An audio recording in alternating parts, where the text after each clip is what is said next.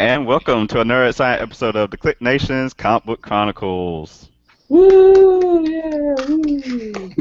This will be the portion of the show where if our other host, Agent 70, who was normally is on but isn't on this week, he would play the nice sound effects in the background. But since he's not, we're doing them manually. But anyway, so yes, this is the Comic Book Chronicles, and I'm your host Tim DOGG. Woo! I love it. And I'm joined by my co-host, Dirk, from the Pop Culture Network. Whoa! Yay! And we have two special guests with us tonight. First, I want to introduce Omar Spahi. Did I say the last name right? I should have asked you beforehand. Yeah, you did. Thank you so much for having me on the show, guys. I'm really excited to be here. And we also have Siike Donnelly. I'm kind of excited to be here. Well, yeah, that's to be determined. Yes, you have to keep tuning into the show to see if his excitement level stays the same or goes up or down. Yeah, so far so good. Thanks for having us, guys. Yeah, thanks for joining us. Quick plug-in of social media accounts and whatnot to get out the way first. Of course, you can go to theclicknation.com to watch all previous episodes of the Comic Book Chronicles and read comic book reviews. Follow the Twitter account at theclicknation. Like the Facebook fan page, facebook.com/theclicknation. Subscribe to the YouTube channel, youtube.com/theclicknation. Circle us on Google+, just search for The Click Nation. We're on iTunes and Stitcher Radio, so make sure to subscribe and give us nice 5-star reviews and other reviews so we can move up the charts on Stitcher and iTunes. And if you ever have any feedback you want to have read on a future show, send that on over to theclicknation@gmail.com. Let's do it. So we have Omar and Siike, and they're from the comic book company OSSM Comics. Yeah, we're from OSSM Comics. Oh, that's what it stands for. Yeah, I was going to say, I had that moment this afternoon because as I was reading through Thaniel, there are ads, like company ads on there, and it's like, we make comics, and then OSSM. I'm like, what? We make comics awesome. Oh.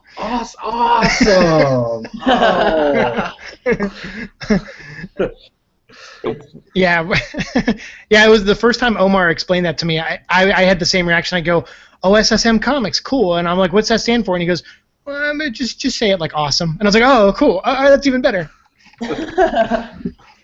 And then he brought up Rob Liefeld. Oh yeah, that's right. Yeah, I was like, Oh, right. I was like Rob Liefeld sing? He's like, no, not like Rob Liefeld. He's like, we're gonna be on time, and I was like, okay. Just kidding, just kidding, Rob. He's a good guy.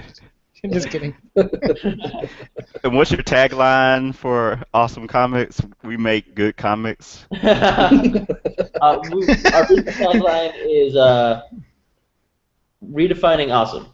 Oh, okay. Yeah. It was making okay stuff good, but that just didn't roll off the tongue. So. Right.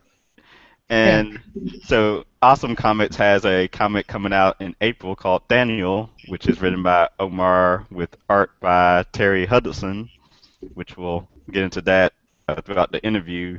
But first, I wanted to let both of you, I guess, go first and just sort of introduce yourself to the listeners and watchers. Sure, I'm Omar Spahi, and I'm the CEO of Awesome Comics. I'm the writer and the creator of Thaniel, as well as Xenoglyphs and Separators.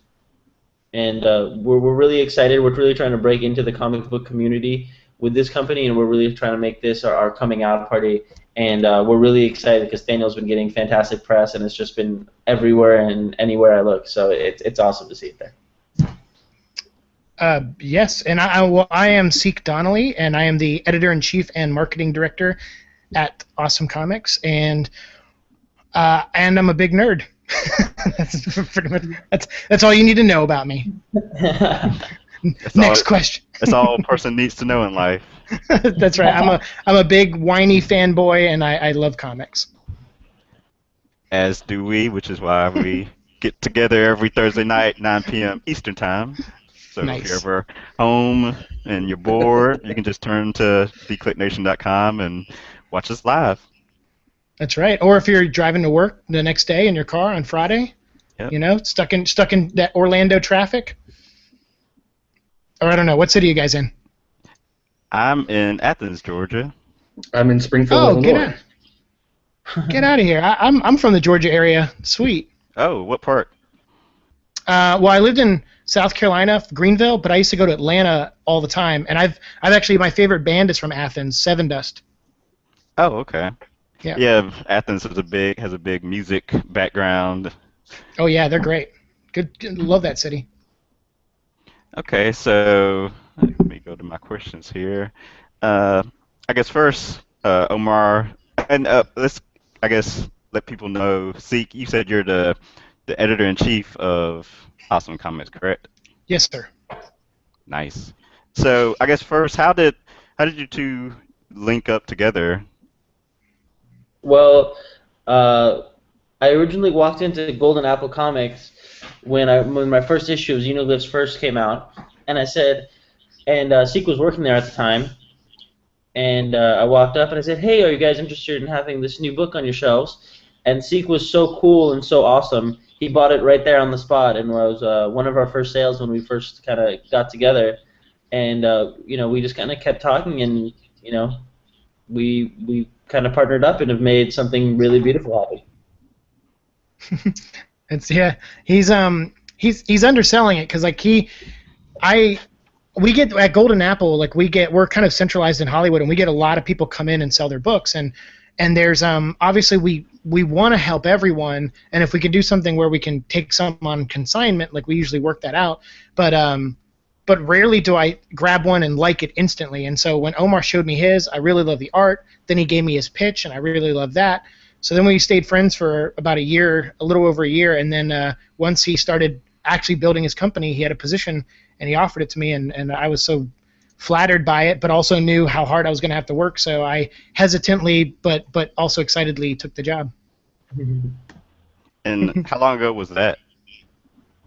I think November, right, Omar? I think that's about it. Yeah, like this past November. So 4 months. Cool. Yeah, and in 4 months we've had we went from 1 book to 4 books now, Omar, right? Yeah, we really just kind of I think it's 6 books honestly, with stuff we can't announce yet, but yeah. It's yeah, that's true. Yeah. 1 book to 6 books, so we've just taken it. We're growing really, really rapidly. Hopefully we could sustain it and put out books and have people really love them. So.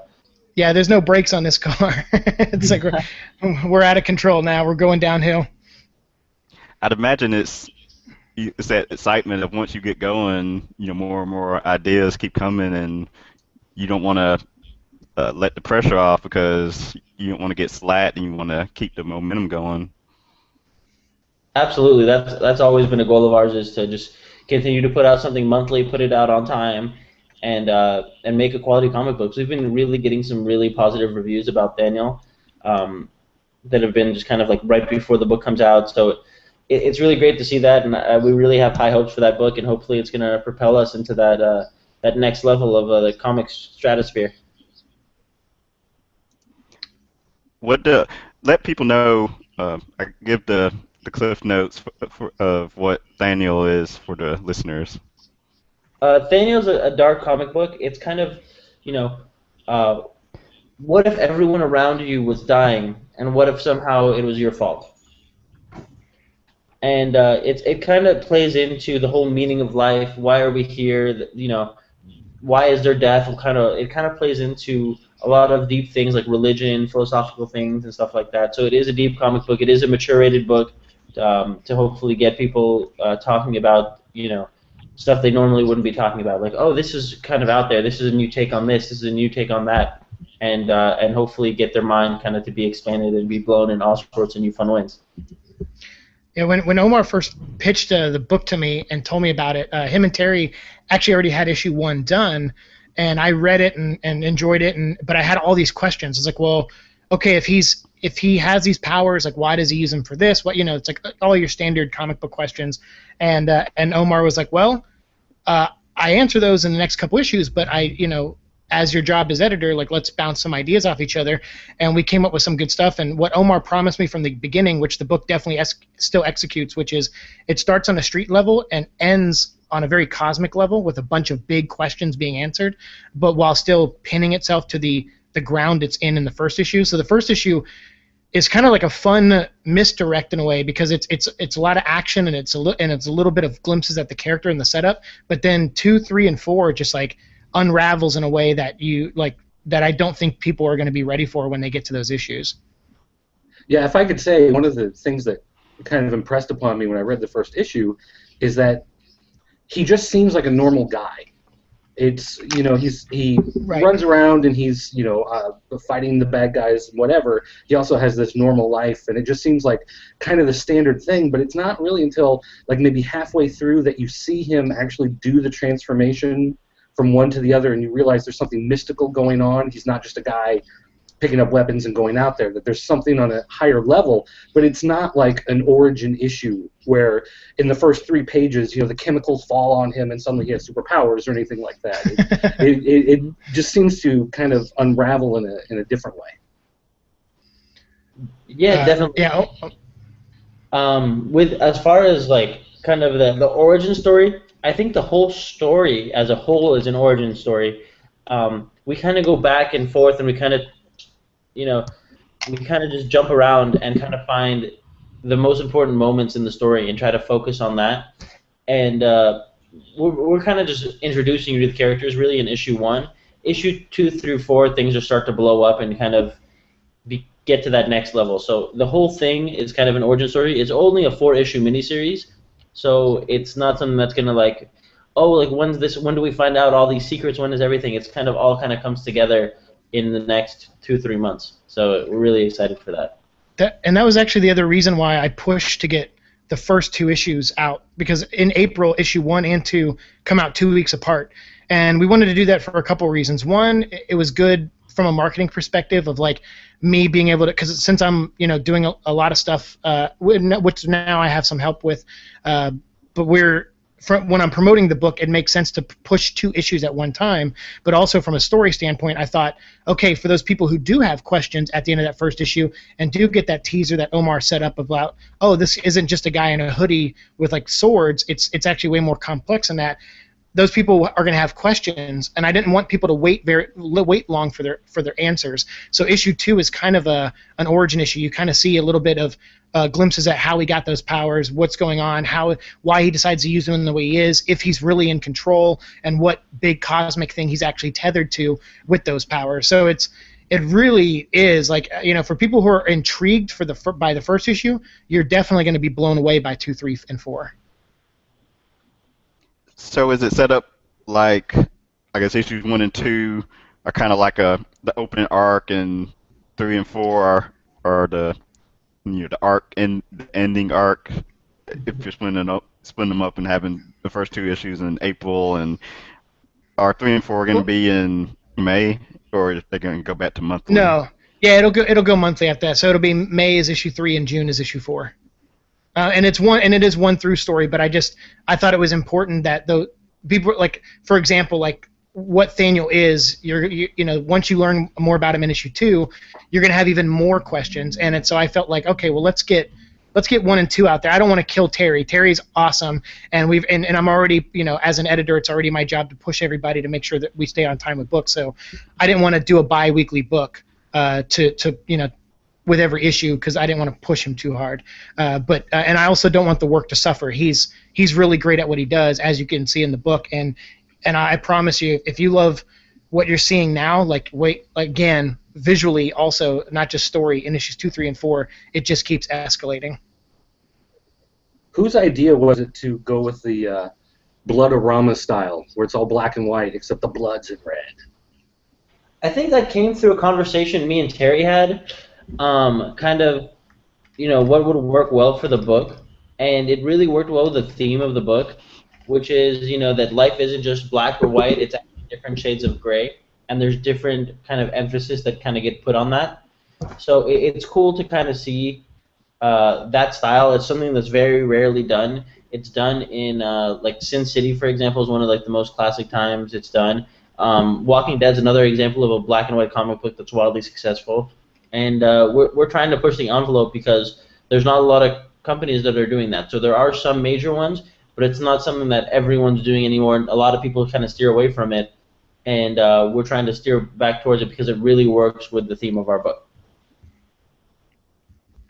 I also want to give some praise to the letterer on the book, Steve Wans. Is that Yeah, his Steve name? Wentz. Yeah. That was actually the first thing I noticed when I was flipping through the issue number 1 was sort of just the font style of the words in the book. I thought that was kind of creative. Yeah, Steve has been literally a dream to work with. He's been with me since I first started Xenoglyphs, and he's done lettering for everything. He's amazing to work with. He's done lettering for just recently. He was in Batman Black and White #6. He does a couple things a month. He did Adventure Time. He used to work directly for DC, and has been working with them for several years. So that's kind of how I got in touch with him. And he's just been great to work with. I'm really grateful to have him on the team, and he brings that next level of lettering that the books wouldn't look anywhere near as good as if they didn't have that. Yeah, as a Green Lantern fan, I used to see his name a lot in Green Lantern Corps. So it's really cool to work with him, and he's the nicest guy in the world, and he's really efficient. Like it's like, hey, we need this done at this time. He's like, okay, and it's done. Like he's exactly, as for an editor, it's like he's exactly the kind of person you want to work with. Because of course you want everything to be on time, so. Of course, and I'm like, whether he has 3 days to do it or a week to do it, the guy makes it happen. So he's awesome. All right, this is kind of a random question, just because I'm a big nerd that pays attention to way too much more than I probably should. I like you, Doug. But the book actually says copyright November 2012. Has this been in development a long time, or is that a typo? No, the book's been in development for a really long time, and we kind of had the first issue kind of planned out, and it kind of took a while, and we're like, okay, we want to do a big release. We want to make it really something that's like on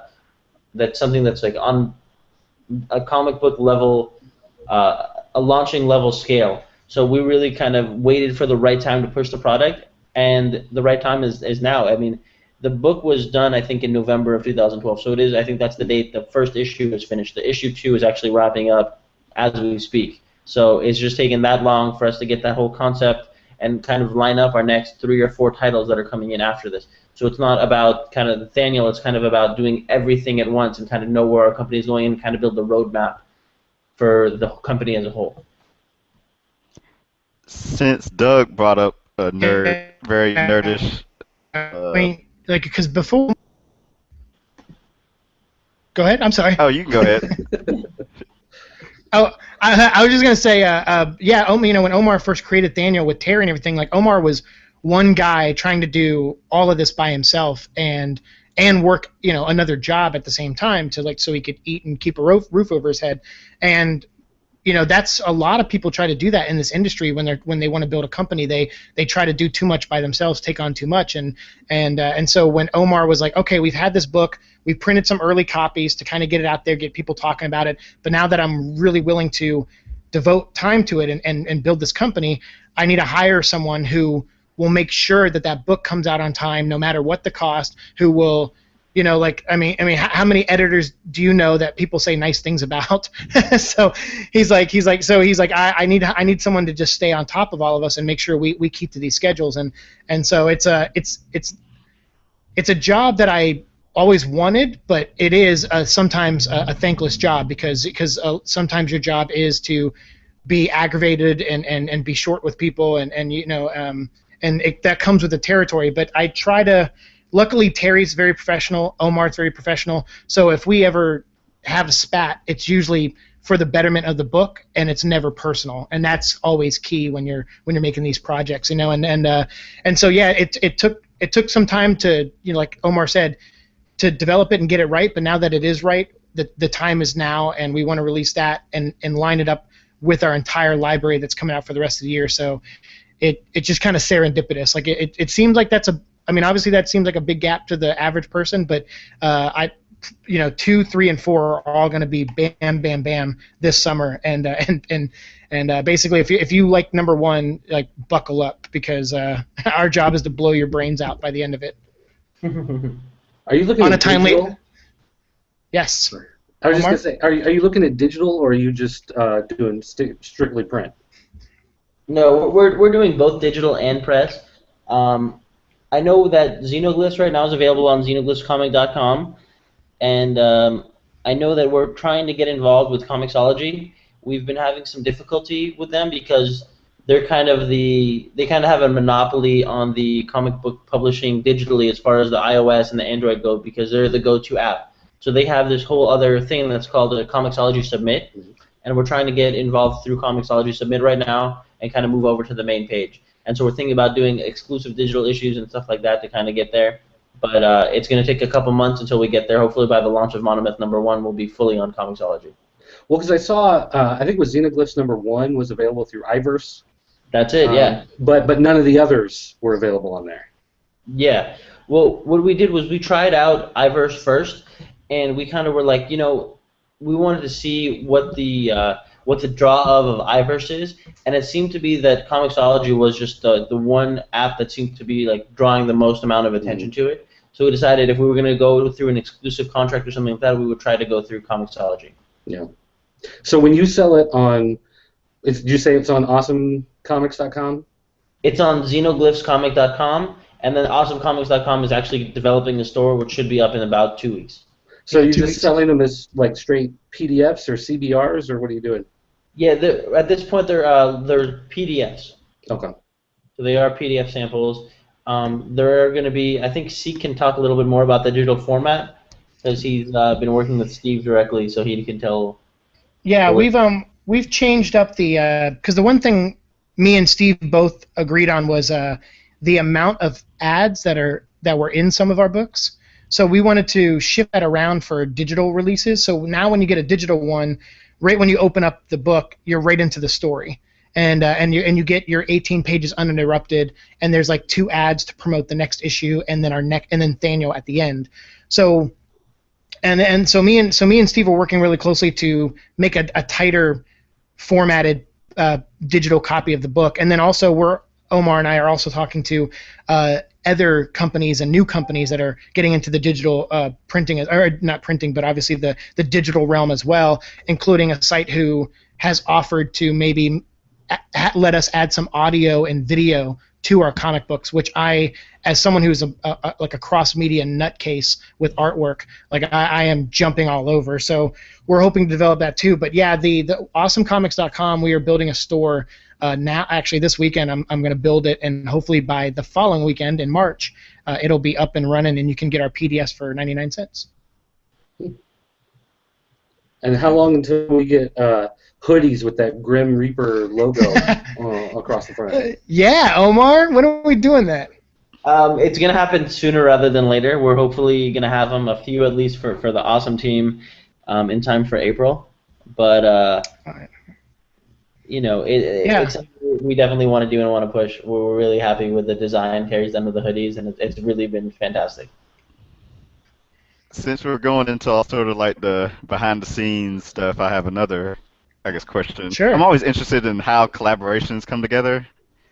Mm-hmm. Like, I guess maybe since Omar started it all, like, how much trial and error goes into, like, going out and finding artists and finding an editor and letterer and so forth?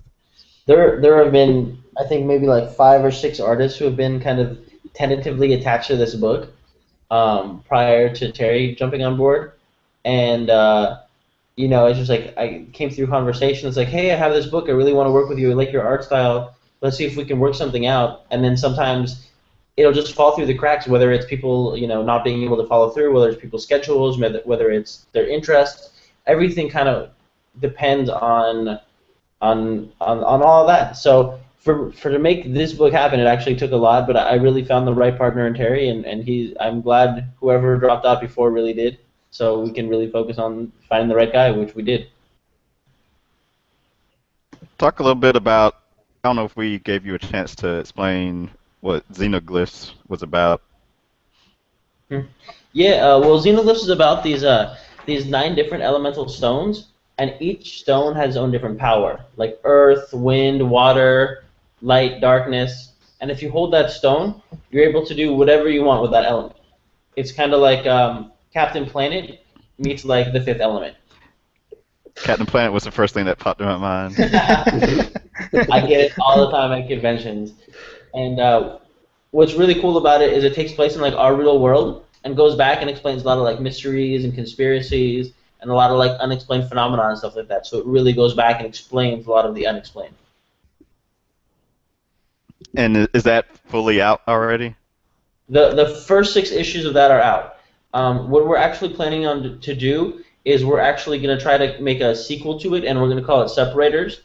So the trade for that is actually going to be released hopefully in August, tentatively, and we're hopefully trying to do a Separators #1, which is going to take off right where the trade left off. So it kind of gets in new readers and also brings in old fans. So kind of going to try to like merge the 2 universes together. So it's going to be a lot of fun. And of course, that'll be available on the Awesome Comics store. Yeah, all of our books will be available on the Awesome Comics store as they become more and more available. Yeah, I think we're going to try the format for trade paperbacks. We're still talking about it a little bit, so we haven't fully landed on the price, but we notice a lot of success with indie books that are graphic novels that are priced at $9.99, and then the digital ones are like $5 or $6.99. So we've been talking a little bit about that because I think it would be a good sell for Xenoglyphs because you get 1 through 6 for like a steal basically at $9.99 for the printed copy of the trade, and then our goal is to release that maybe about 3 weeks, if not 4 weeks, right before Separators 1. So those who missed out on the single issues can buy the trade, catch up on it, and then Season 2 is Separators. And I don't know why Omar keeps saying we're going to try to make Separators #1 because we are making Separators #1. Like that's happening, my friend. No, absolutely. That's our book after Monomyth, which is Siike's book. That's right. Nice lead-in to Monomyths. Siike, you want to tell us what Monomyths is about? Sure. Well, Monomyth for you Westboro Baptist Church fans is basically a what if. I'm a big what if fan from Marvel. Is one of my favorite comics growing up, and the story revolves around like what if Lucifer did not fall from heaven, but Saint Michael did in the final battle between when they were fighting up there. So Lucifer actually sides with God and tells Adam and Eve not to eat the apple. So humans actually grow up in Eden. They never know sin. They never know war. It's a pretty peaceful place. And then Michael, who's been cast out, is now building an army with something that he stole from heaven before he fell, and gets ready to go and attack Eden and wipe it out and take away God's precious humans. And when he arrives, he thinks it's going to be an easy battle. But Enoch has been born, and Enoch is the first natural-born warrior that Eden has ever seen. So Michael shows up thinking it's going to be an easy fight, and it's definitely not. And the thing about Enoch is he's unique in the way that when he fights, other people, when they see it happen, they adapt to it.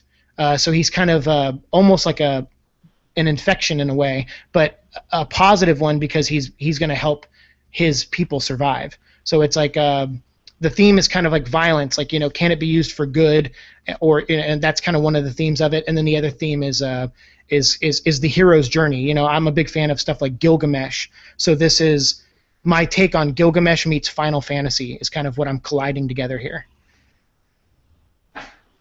Nice. Well, and with Monomyth, Monomyth, isn't that the whole idea of the basic hero journey of taking that kind of standard, like the hero is called to arms and he goes out and fights, and different cultures may interpret it different ways, but it's always that same basic story, right? Yeah, absolutely. I didn't even bury the lead on titling it Monomyth. Like I just called a spade, and Monomyth is about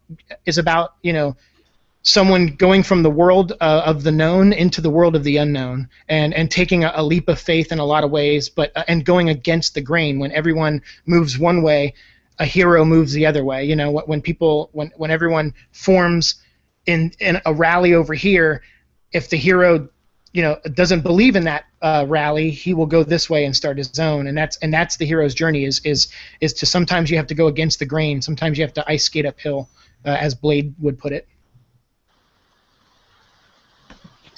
How do you go about coming up with the names for your books? I always, whenever I'm trying to think of stories, I might have a story of them like, okay, now I need a title for it. Ask Omar, because I just call my books what they actually are. For me, for Thaniel is based off of the Greek word Thanos, which, as you know from Marvel, is you know, like the god of death. That's what it translates to in Greek. And so the prefix Than actually translates directly to death. And Nathaniel is actually the warrior of God. And so I kind of put a little cross between Thanos and Nathaniel, and you kind of get Thaniel. And that's kind of where Thaniel's kind of name comes from. As far as Xenoglyphs is about strange kind of stones. And so Xeno is another word for strange, or is another prefix for strange, and glyphs is just another word for stone. So it's Xenoglyphs. So we kind of name it exactly what you're going to get. I just realized we're not the most creative namers. But I guess the theory of keep it simple. Yeah, no, it's true. Simple sells sometimes. Yeah, sometimes just a basic word or a basic something people can wrap their brain around. It's easier. Exactly. Yep. History time. What were some comics or even comic book creators that influenced you both growing up? Omar Spahi. Sorry, go ahead, Omar. No, you get this one first. All right. Well, I've said this on a couple other places, but and I probably tweeted enough too. So if you've heard this before, I'm sorry. I actually, from a comic book standpoint, I've always wanted the career of the guy who is like Peter David or John Ostrander, like the guy who comes along and he gets one book at a time, maybe sometimes two, but he just gets like one book and he just really rocks the crap out of it, like John Ostrander's Suicide Squad or Peter David's like Hulk run, or any of the stuff these guys have done. They just like a real consistent run on a character or a group of characters. So I always like those kind of guys. But I am a fan of like Jeff Johns and Grant Morrison, some of the bigger guys. But my comic book influences a lot of times come from Archie Goodwin and Jim Shooter. As editors, not so much as writers, but as editors, because I thought they both did for their decades that they worked at DC and Marvel. I thought like Jim Shooter in the 80s, like I thought rocked the house at Marvel. Books were on time. They were really good in my opinion. Granted, that was the stuff I grew up reading, but and then same with Archie Goodwin in the 70s and early 80s and stuff. Like everyone just really on top of their game. And as far as writers that inspired me, my biggest inspiration is Agatha Christie. Actually, I have every one of her books, and I love her writing. And even if I thought I could guess the ending to her book, she would always surprise me. So, I always wanted to be like her. So she's actually my biggest writing inspiration. Is it true you were in the Agatha Christie book club? Yeah, when I was 12, my mom, she was so happy that I wasn't doing drugs, which was a big accomplishment in the neighborhood that we lived in. So she asked me if I wanted more books, because I would read books all the time. I read like the Bible 4 times, and I would just read things. I couldn't get enough words in my head, and so she signed me up for the Agatha Christie book club because I loved And Then There Were None. Because we read it like in 6th grade or something. And so I got all of her books. It took 5 years, because I think she wrote like 60 books or something like that. It took 5 years, but every month I got a different book by her, and it was in hardcover. And then when the membership ended, they were like, hey, we're going to start the program up again under a new company, so we're going to release all the books again in softcover. Do you want all the books again? And I go, yeah, sure. So I actually have 2 copies of every Agatha Christie book that you only could sign up from this dumb program that probably doesn't even exist anymore. So yeah, I'm yes, Omar. I hook her books to my veins. I need them. I love it. That's one of my favorite Siike stories. What were some of your influences, Omar? Well, for me, I normally, when I go on interviews, I say Jeff Johns, but this time I'm going to go a little bit closer to home, and I'm going to say the people who are kind of close to me now are Kyle Higgins and Brian Buccellato. And I met them at a signing at my local comic book store, Heidi Ho Comic Books. And, they were just super nice guys. And when I was getting more and more into comic books, they're who I look to, who do I see, who I could try to model myself after. How do they tell stories? How can I try to, be as successful as they are? And I've been trying to, mirror that ever since. Since the New 52 launch, it really got me picking up every single book the New 52 puts out. So it really got me into a whole other stratosphere with all these other characters and stuff like that I've never even thought to look into before.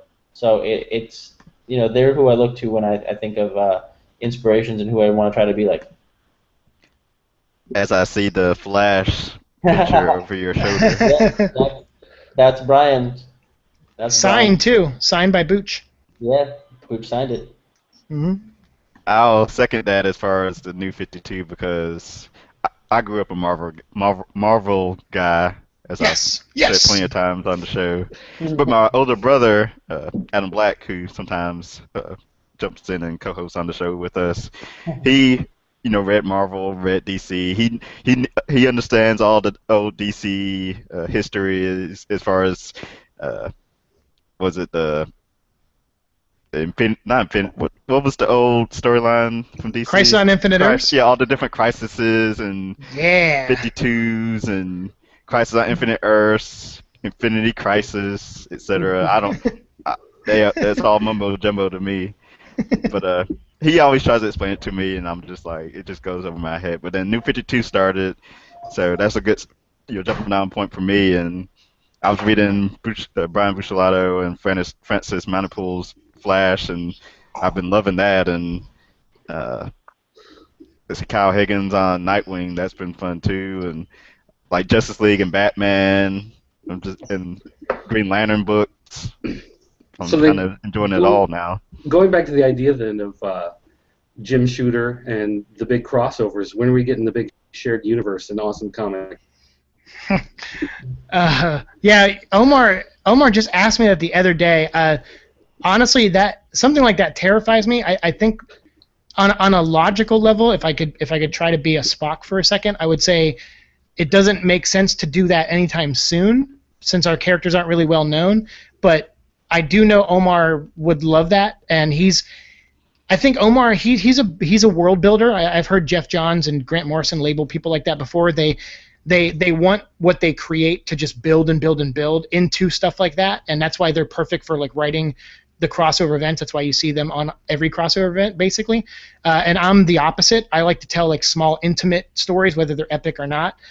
So I might need some convincing, but I'm sure. I mean, Omar's my boss, so what he says goes. I wouldn't be surprised that if next summer we try to do something like that. We'll see. As of now, there's no announcements for it, but we'll see. Never say never. Yeah. Nice. Yeah, well, Thaniel and Monomyth have to sell a lot of copies first. So if hopefully we build up a good fan base, and if that happens, then nothing will stop us after that. Well, Yeah. one thing I can say is you were mentioning earlier the idea of putting issue 1 and issue 2 out in the same month. Yeah. I also work part-time in a comic store, and generally the idea is that you order more heavily on the 1, and then you drop your numbers when it comes to the 2, and then drop it to the 3 and the 4 because people kind of trail off. But when you do have 2 issues that come out so close together, you usually just keep those numbers the same. Because you figure anyone that's going to pick up 1 is going to come back 2 weeks later and pick up the other one. You don't have that same type of trail off that you get with the other books. I learned that I worked at Top Cow before Omar.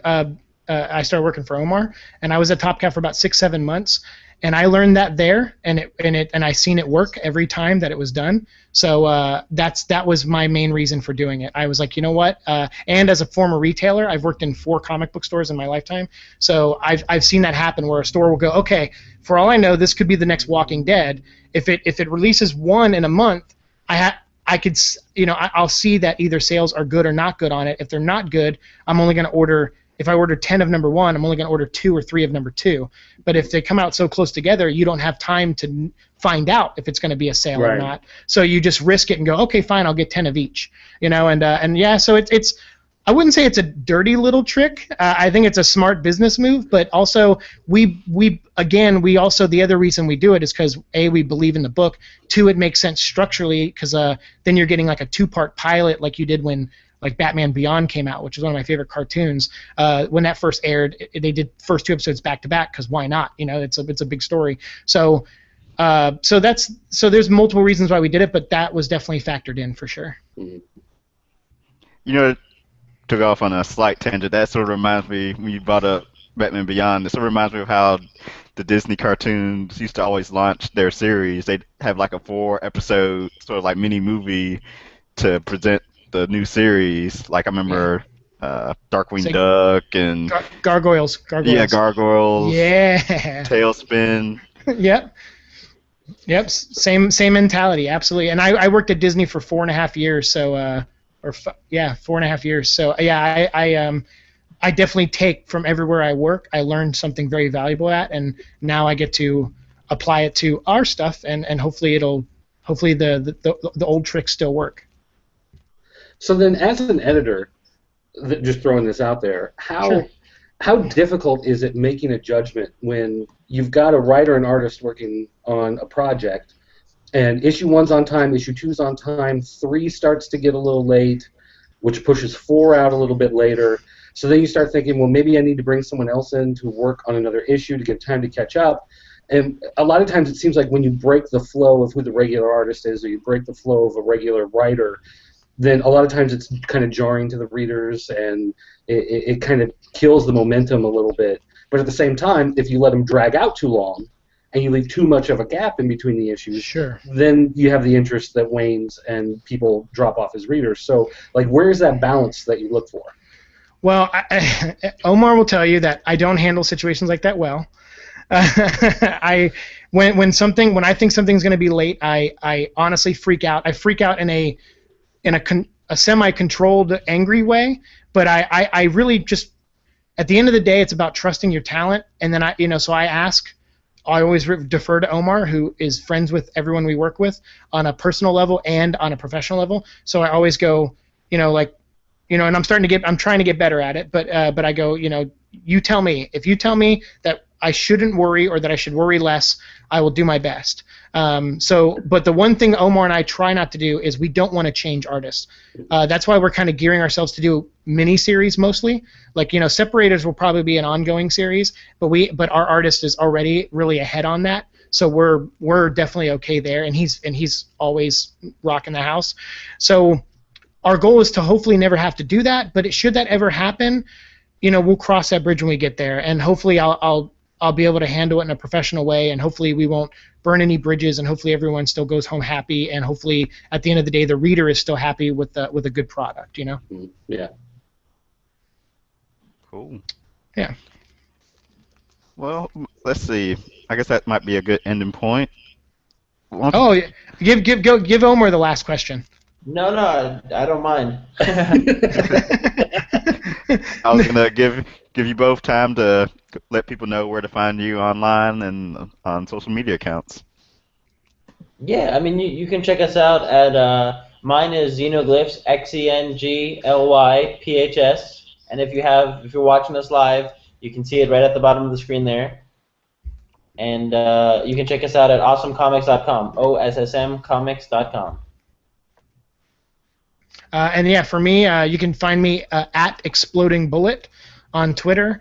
You can find me on Facebook. You can visit me at SiekeDonnelly.com, SIIKEDONNELLY. And other than that, definitely check out awesomecomics.com and sonofthereaper.com so that you can learn more about Thaniel and how to get your comic book stores to order it, because it is our final order cutoff is next Thursday, February 27th. So if you're out there and you're near any retailers and you want to give our book a shot, please go in and add that to your pull list and make sure they order copies. Boom. Boom. Shazam! Shazam, yep. So you're both welcome to stay on if you want as we talk about news and reviews, or if you're busy or just have everything to do, you're more than welcome to leave. We'll stay on. I have no problem staying on. I Yeah. don't know about this, but I'm fine with staying on. Yeah, I can stay on. I can stay on for a few minutes as long as my boss is okay with it. Cool. Let's see. Give me a second. I got to bring up the article. Cool. I'll be right back. Page. Go over some news real quick. Never had guests actually stay on before, so this is Crap, now I gotta stay professional. We don't mind. Oh, Doug actually edited the Yeah, I spreadsheet. added some books to review. Nice. Later on.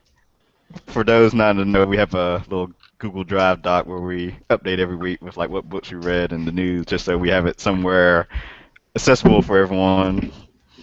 What do they call that? Telling you how the cake is made or the Yeah, well, you don't want to have the sausages made. how the sausage Yeah, is made. sausage. Yeah.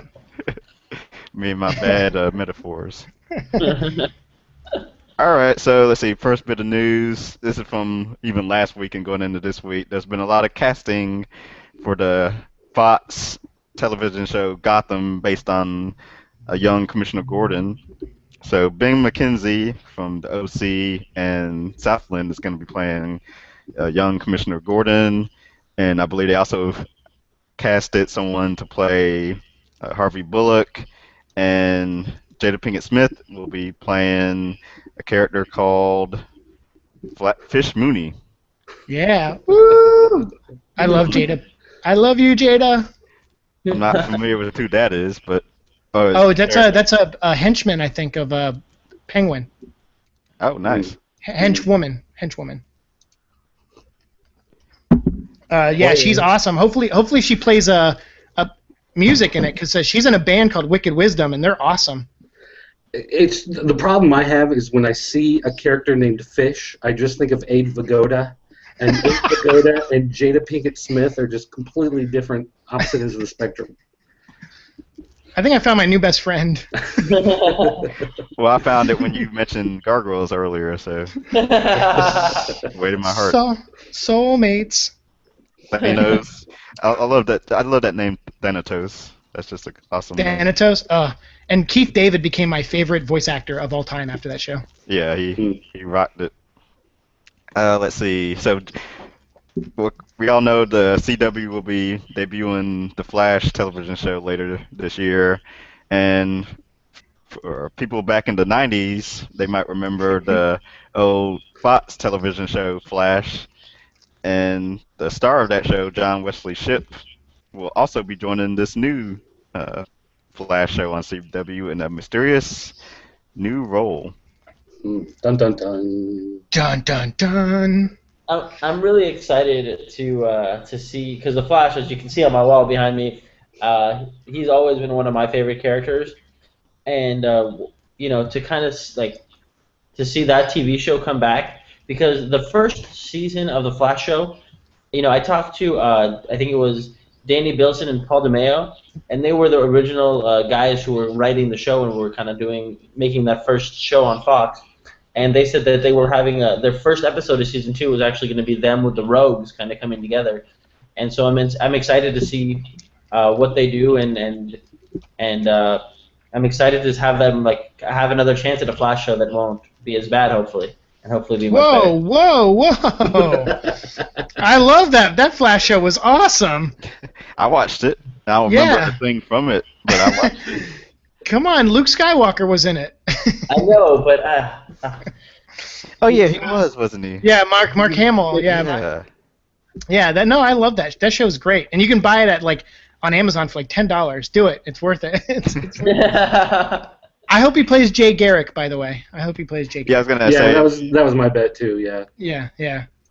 That'd be cool. I've seen that guest, and I guess his father as another suspect. Yeah. What if he's Flash from alternate timeline? I've seen that speculated as well online. Yep. People online always have theories. Oh yeah. Let's see what's other. Okay, so Guardians of the Galaxy trailer was debuted this week. Quick thoughts. Rocket Raccoon is actually really, really smart. What? No, I'm not making stuff up. I have no idea. I've never really kind of watched or read a lot of Guardians of the Galaxy, so it's kind of a new introduction to me. And a lot of people I talk to are seeing these characters as like for the first time in this new medium. So it's going to be interesting because, like, you know, Superman, Batman, Iron Man, all these characters have had a fan base for many, many years. Whereas Guardians of the Galaxy, a lot of the people who aren't into comic books have no idea who they are. Yeah.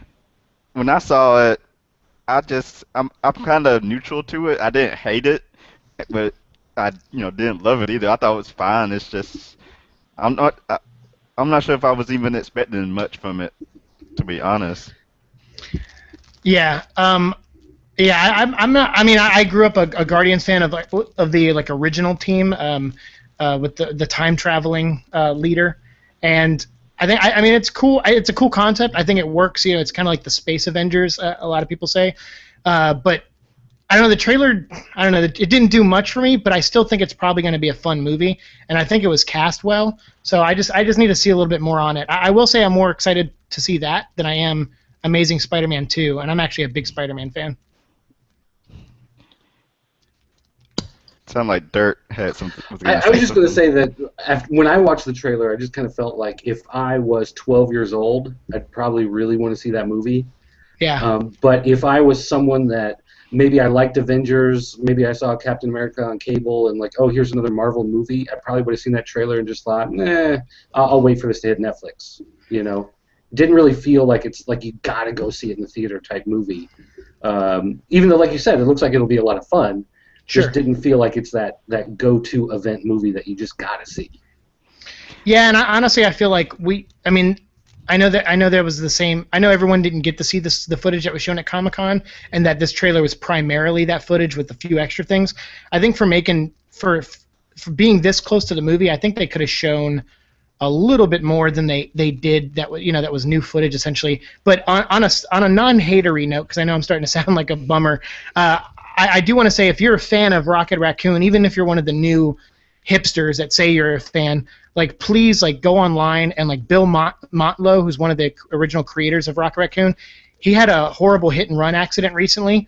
So definitely Google his name, Bill, Billmantlo, and find online where you can donate a few dollars through PayPal to help him out, because he's in a bad way, and he's had a terrible head injury, which I sympathize with a lot as someone who's had a bunch of those. So if you're in the mood to do something nice, like, please give that guy some help.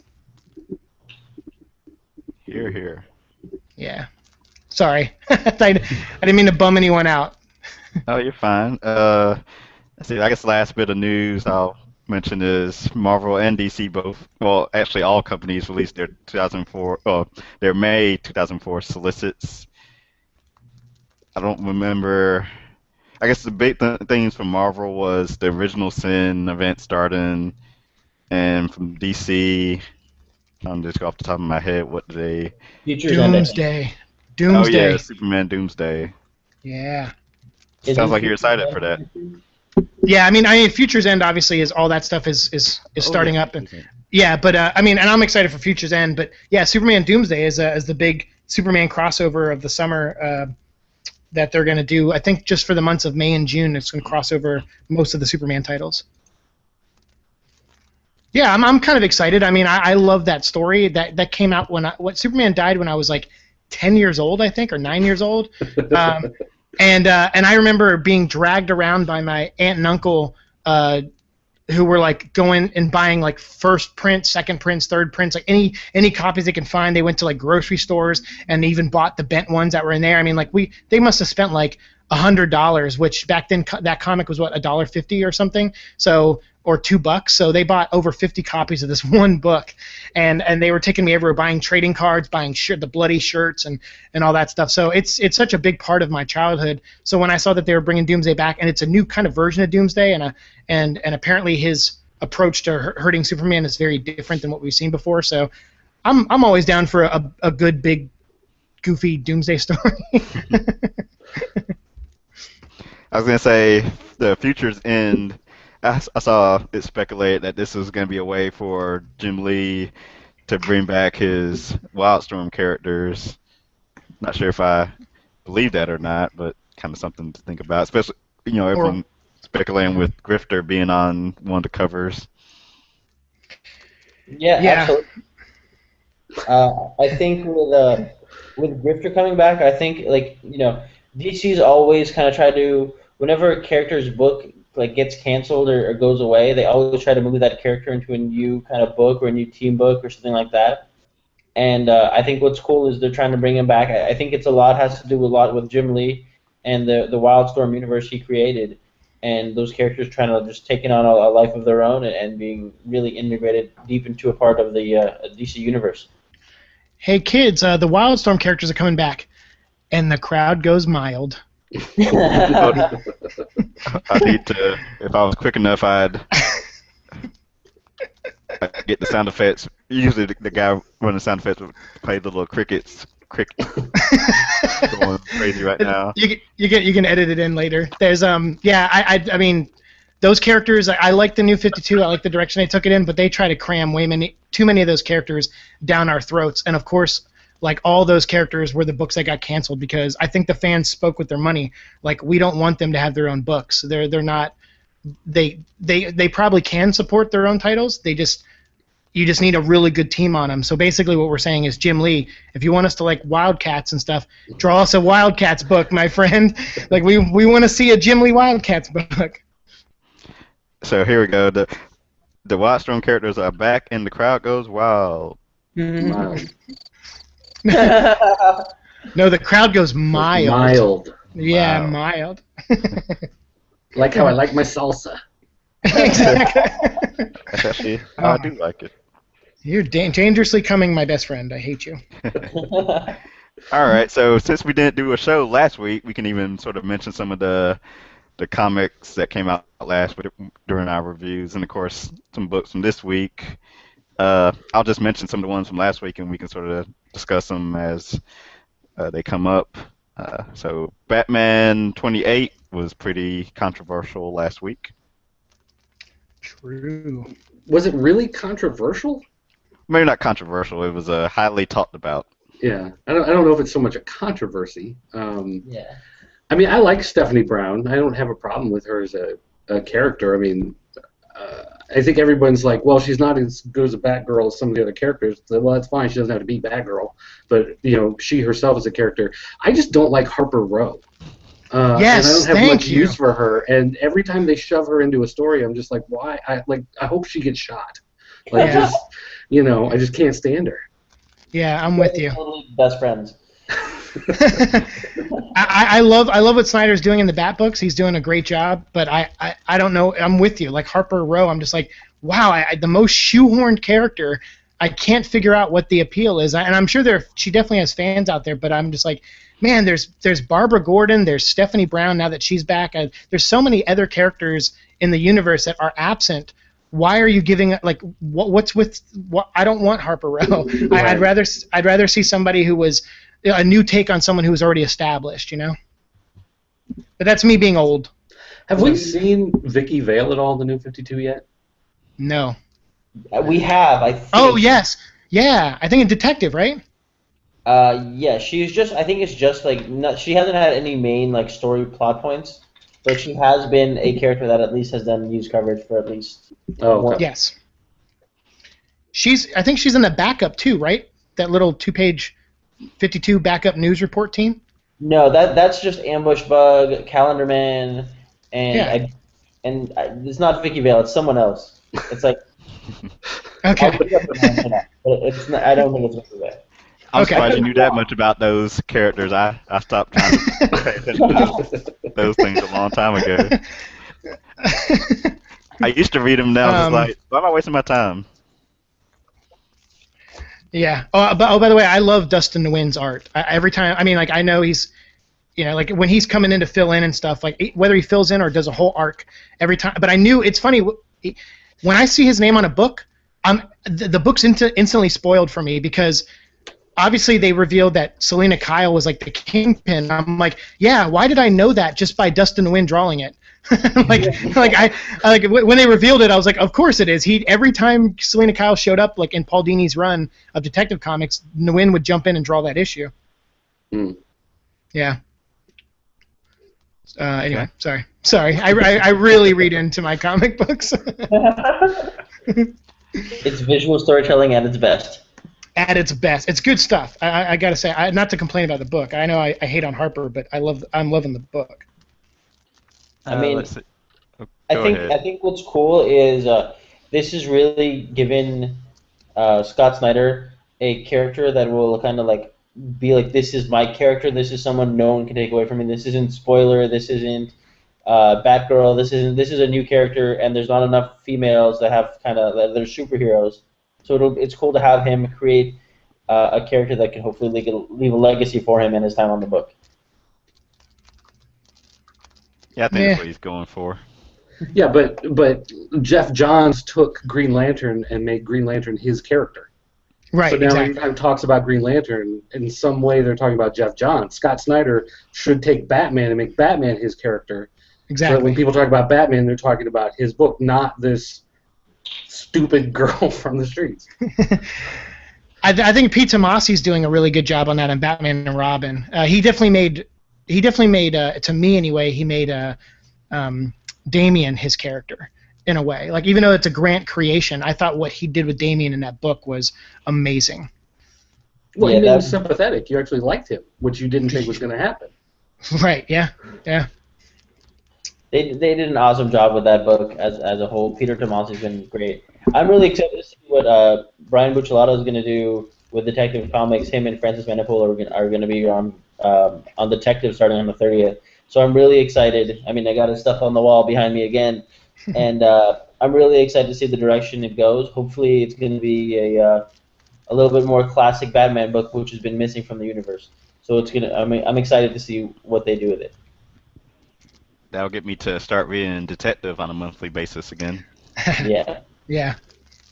I think you should, because I think it's gonna. I have a good feeling about that creative team switch happening in issue 30. And see, Marvel last week had a big #1 book, which was the She-Hulk from Charles Soule and Javier Pulido. How do you pronounce that?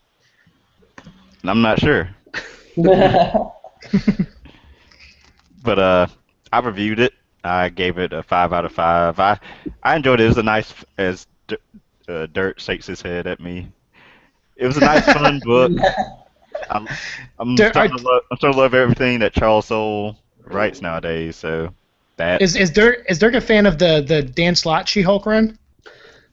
Not necessarily. I mean, okay. I grew up with the Peter David, so that's what okay. Or John Byrne and that type stuff. But my problem with the book, I thought the story was fine in She-Hulk 1. I thought that they endeared the character to you if you were unfamiliar with her. They laid everything out so you pretty much understood where she's coming from and everything. But I just could not take that artwork. The characters look like big-eyed brat dolls, and I couldn't get past that, no matter how much. And I noticed one of the things that really stuck out to me is I noticed that almost every face, when it's drawn in that book, is drawn almost exactly straight on. There are very few profile shots. There are very few three-quarter shots. They're almost always straight on, as if the artist has a really bad time turning the head and drawing it that way. And after I noticed that, after about 2 or 3 pages, it just bugged the crap out of me as I kept reading that book. It's funny because I'm very I mean, you sound a lot like me. Like, I get very constructive of every aspect of a comic, and when I hit a hiccup like that, it's like it's hard for me to get over that speed bump. And it's like, and it bums me out because I'm a big fan of Charles Soule also. Like, I've been liking a lot of the stuff he's been writing definitely lately, and he's definitely doing a great job with Thunderbolts with Johnny Blaze in there, and so I'm like, wow, this is like, he's got a really good eye for storytelling, but sometimes you're right, like sometimes it's like an art thing, or you'll like for me, Scott Snyder, he always does this thing where it's like Like the first page is when I was a young man, I had to do this and this and this, and then it's like Superman Unchained #1. When I was a young man, my pa told me to do this, and then like Dick Grayson as Batman. When I was a young man, it's like, okay, we all have our tropes, we all have our things, and sometimes it's hard to like get out from under them as a creator. Right. So, you know, at the end of the day, I appreciate that everyone who does a comic, whether I like it or not, is doing the best they can. And and if I don't like it, definitely someone out there is gonna like it, because every comic is someone's first comic. So I try to be lenient on my when I become an aggressive fanboy. But I like the first issue of She-Hulk, and I'm gonna stick with it a little bit. I think it's a good character. I like the Peter David run also, but I also like the Dan Slott run a lot as well. I read neither of those series. So see, this is good. So this is like an intro to you. Yep. And Charles Soule was like was a lawyer, entertainment lawyer. So he definitely gets the lingo down too. And he's in a band. Yeah. With Jada Pinkett. And Abe Vigoda on backup vocals. Yeah, it's weird. It's a good word. Yeah. They're called hipster. I'd buy that shirt. Any other books from last week anyone wants to mention? If I remember last week. Yeah, I was going to say, if your memory can go back that far. I liked Superman Alien. I've been liking that a lot. What's that? Smallville Alien. Yeah. Brian Q. Miller, who I actually really love his Stephanie Brown Batgirl run, and so him writing this book is like, and I know he wrote for Smallville the show as well. So it's like imagine Smallville without some of the bad actors and without the budget restraints, and it's pretty awesome. Like this new book Alien, he's fighting a monitor from another universe, so it's pretty dope. Cool. I started to watch the show, but after about maybe I only made it through the first season, but it got to a point where it was just like, I don't care who's dating who, you know? So I just kind of stopped watching the show. But I always wondered if the comic, having skipped everything else afterwards, if I could sit down and read that, and if it kind of got away from all of the CW drama that they have a tendency to. Well, yeah, because Chloe Sullivan is married to Oliver Queen, and Lois Lane and Clark Kent are married, so that's it. There's no like dating. There's no like any of that stuff. Everyone is the character they're supposed to be. It's really great.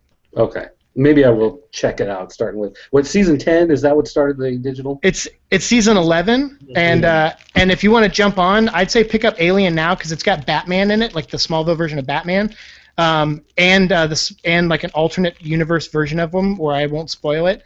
And then the next one is called Smallville Lantern. It comes out in April. And it's Clark Kent becoming the Green Lantern of 2814, and Jon Stewart is training him. That's awesome. That's really... Yeah, it's going to be good.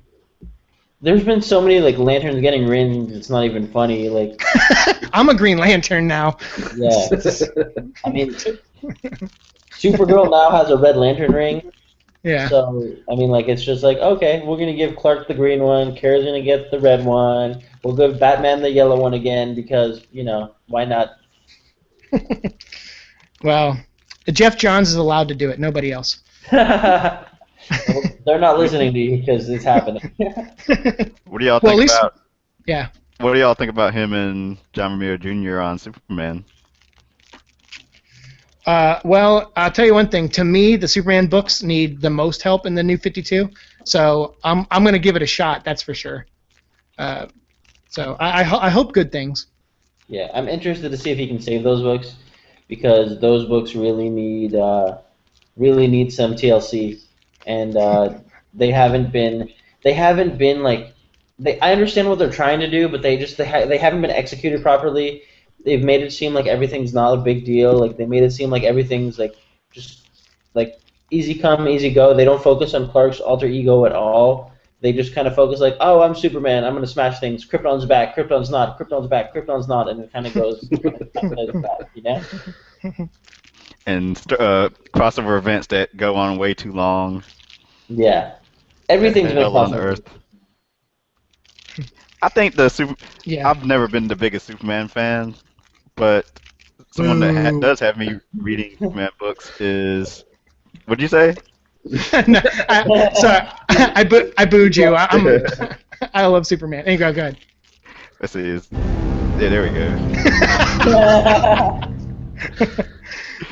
See, this is the stuff you miss out when Agent 70 is not on the show. Yeah.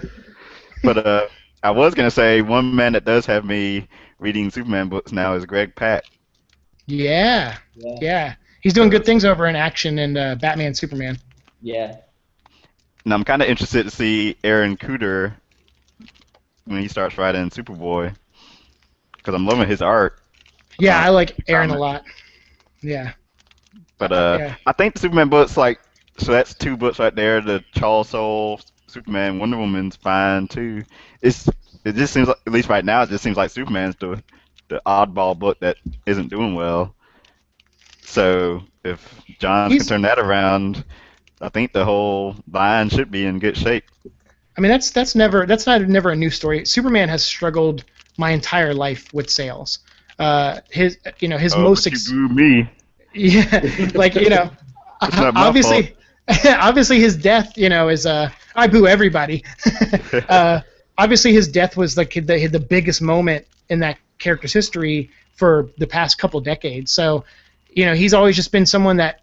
Yeah, and someone asked me the other day, they're like, why do you think he's so hard to write?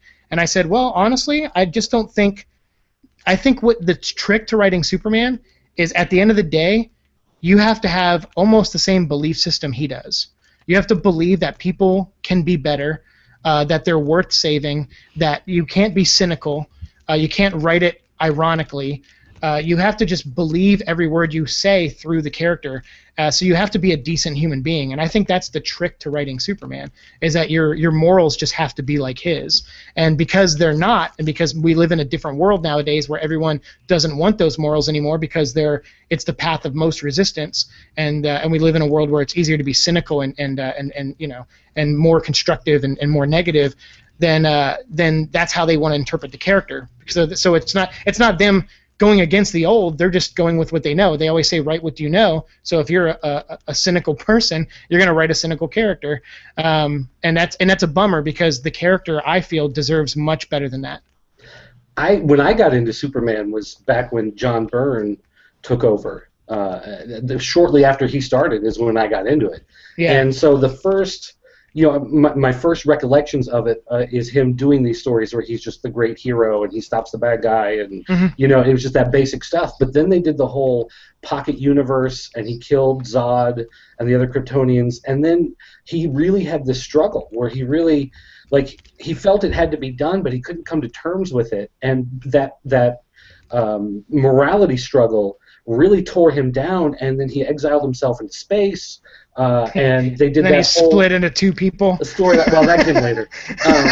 Didn't he have a split personality? Well, he did the whole thing for a while where he was gangbuster, where he was going to sleep and sleepwalking, and really solid storytelling, John Byrne. But for me, what drew me to the character was that idea that he was trying to hold himself up to a level that he himself felt he couldn't even stick to. Right. And that made it interesting. Right. And when you kind of have the character kind of break himself down and then try to build himself up, and then he comes back. They did the whole death. He comes back to life. Then he's electric, and then he's 2 people who's electric, and then I just stopped reading it after, because then it was all about the gimmicks and whatever. They just didn't care about the story anymore. Right, and then they killed Clark Kent, and they were like, oh, Clark Kent's dead, so now he's just Superman, and you're just like, whatever, man.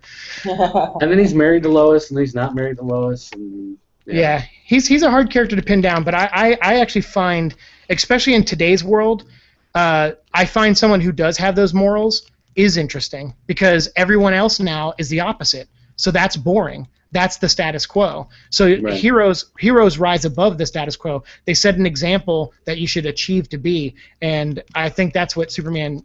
I always thought, that was my interpretation of Superman anyway, is he should always be what we aspire to be. And I think I agree with Grant Morrison and some of these English writers who have written Superman who have done it really well.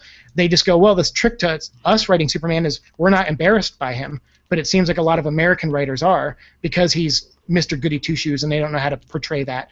And I think what makes Brian Q. Miller's book so great in Smallville is that he's just straight up writing Christopher Reeve. He's just like, you know what, I don't care. If you don't find it interesting, there's 4 other Superman books you can go buy. But I want to have a different voice and a different Superman, and I'm going to write that version. I think in this day and age, Superman is punk. Mohawk Superman, that's my version. He needs pouches on his face. That's the problem. That's, jeez. Rob Liefeld, me and Rob Liefeld are relaunching Superman. Yeah. Spoiler. Let's see, books from this week. Let's see. I'll let Dirt pick one to start. Oh, okay. On the spot. Yeah, great, thanks. When I'm not even ready. Let's see here. Let's go. You know what? I'll bring this one up because I have not read this for a very long time, and I figured, what the heck? I'd go ahead and buy it. I picked up Nova 13. Yay! And here's the cover. Nova, when the book first relaunched, I read the first couple issues, but I had been a big fan of the old Abnett and Lanning series that I really didn't. I guess I just didn't give it a chance, is the best way to say it. I just didn't like the fact that it was a different character, and it was a whole reworking of the idea of the Nova Corps and everything like that. But I picked this one up on the one hand because I really liked the artwork, and 2 because it had Beta Ray Bill. For me, that was enough for the price of purchase. And I have to say, I did enjoy it, even though Harper Row is in the book apparently. I still thought it was a fun story. The fact that he is a kid, he's got that different perspective on everything else that's going on around the world, unlike a lot of the other superheroes, the way they would treat certain situations. But I liked, I guess for me, the idea that he is a kid on Earth, but he's also this cosmic entity. And the way that they're playing that idea that he's this tiny little kid in high school. He's undersized, he's not muscular, he's not very heroic, but then at the same time he is a cosmic power that's almost like a force of nature. It seems like the way they're doing his powers in this book. So I really enjoyed it, and I'll stick around at least for the next couple issues and see if it continues to hold on to me. I wasn't familiar with Beta Ray Bill. I knew, of course, who he was. I just never really read any books with him involved growing up. But I like the sort of back and forth he had going on with Sam Alexander, and they were fighting, but they weren't really fighing. Mm-hmm. More playful than anything. Yeah, they're just trying to kind of feel each other out and see how far they're willing to take the fight. And I've, being a New Warriors fan, I've been a Richard Rider Nova fan for the longest. So, and then seeing Sam Alexander introduced in the Ultimate Spider-Man cartoon made me hate him. So going into Nova when it first launched, I was just like, yeah, I don't think I'm gonna like this. But Jeff Loeb and Ed McGuinness brought at least a version of Sam Alexander that I've enjoyed as other artists and writers have taken on the book now, and it's a book it's not something that I rush to read every week, but at least I know it's gonna have good art, which is the big plus for me. And he's likable, so can't go wrong with it. Yeah, that always helps. If you've got a kid or teenager, you don't want someone they have this tendency a lot of times, either the kids are way too innocent, and every time they turn around they're like, oh wow, or they have that sass factor at 12 where they just have to always have a bad joke for something or a stupid quip, or they always have to throw in like, oh, it's just like in that song I heard off the Silverchair album or something stupid that makes no sense. At You're least dating yourself. At least they made him likable. But you're saying there's a problem with Silverchair? No, I was just saying okay. you're old like me. Mm. Yeah, the Nova. I've been liking this book, and obviously, like, I think there's more emotion in it than like, because I love the Advent and Landing. I love that whole Annihilation and the Nova and Silver Surfer runs they did, and Drax and all that stuff, and that whole universe they built, which which doesn't get enough credit, was amazing. But now these guys, like this new take on him and introducing Sam Alexander, I like it because it's like I knew Sam, like the real Sam Alexander. I met him a couple times, who is Jeff Loeb's son, and that's who this character is based off of. Who Sam passed away of cancer, I think 8 years ago, and and Jeff Johns does that too with Stargirl. Stargirl is based off of Jeff Johns' sister who passed away. So like when you kind of like come from that state, I think there's a little bit more tenderness that's being handled with the character than maybe before. Like in the cartoon, they just threw Sam Alexander in because it was like an executive decision to have a youthful character in it, and they didn't want to make Richard Rider like 12 years old. So they just a group of producers probably and Jeff Loeb were like, let's do this. But in the comic, I thought they handled it with a little bit more care. And now that they had like Zeb Wells took over for a few issues, and now Jerry Dugan, and like so. I think everyone is adding their own flavor to it, and this issue particularly I really loved. And Paco Medina's artwork, I've been a fan of his for years. So, and then like you said, Beta Ray Bill, like you're right, all those elements right there, like even if you've never read Nova before, that's worth the price of admission. As this good ending, not ending point, but our other co-host, I'm gonna try to invite on. He's available now, so. Give me 1 second. That's Roddy Cat on Twitter. For those who don't know. Is he going to talk New Warriors with us? No, his favorite book this week was Cave Woman. This is Cave Woman Killing Dinos 101. Wait, what?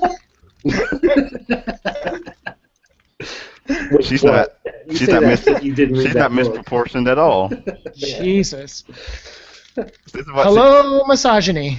People that will be listening to the audio version of this podcast are missing out on the visual right now. Yeah, go Google Cave Woman Comics. Actually, you probably shouldn't. Don't. It's a trap. It's a trap. It's a trap. Okay, so Dirk brought up Nova 13, so that's going to seg me over to New Warriors #1 from Christopher Yost and Marcus Toe. So once again, going straight to the art. Marcus Toe art is nice and lovely. It fits for a cast of characters who are slightly younger. He's great at visualizing them and sort of displaying them with exuberance. And Roddy Cat joins us now. So basically the gist of the first issue is they're not a team just yet. You get to show everyone's individual stories of what they're doing at that certain moment, and they're all going to be tied together by the High Evolutionary, who's a character I am not familiar with at all, and he's never really interested me. But he, of course, sees all these different individuals in the Marvel Universe as being sort of abominations that need to be wiped out. And that's another cool thing about that I like about this New Warriors book. There's tying it to, like, they sort of touch on different corners of the Marvel Universe. You have a clone, of course, a clone of Spider-Man. You have a mutant.